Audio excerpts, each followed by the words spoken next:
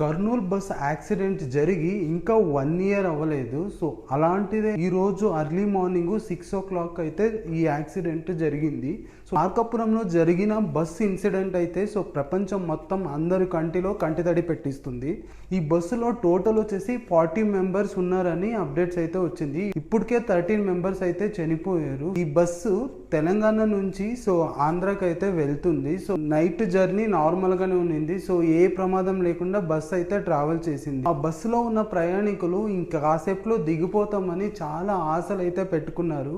అంత లోపలే సో విధి సో వేరే దీనిగా ఆట ఆడింది అనమాట. అటు సైడ్ నుంచి వేగంగా వస్తున్న లారీ టిప్పరు సో బస్సు అయితే ఎంత వేగంగా వెళ్తుందో అదే వేగంతో లారీ టిప్పర్ కూడా వస్తుంది. సో ఈ లారీ టిప్పర్ని ఢీ కొట్టడంతో సో బస్ ఇంజన్ పేలిపోయి సో బస్సులో మంటలు అనేది స్టార్ట్ అయింది. నిజంగా ఇవన్నీ చూస్తుంటే దేవుడు ఉన్నాడా అనిపిస్తుంది. సో మరి దీని గురించి మీరేమనుకుంటున్నారో కమెంట్ చేసి మరిన్ని ఇలాంటి అప్డేట్స్ కోసం వెంటనే ఈ ప్రొఫైల్ని ఫాలో చేయండి.